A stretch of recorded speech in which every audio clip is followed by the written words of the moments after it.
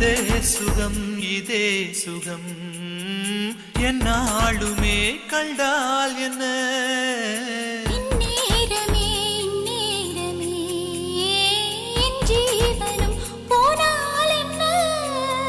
முத்தத்திலே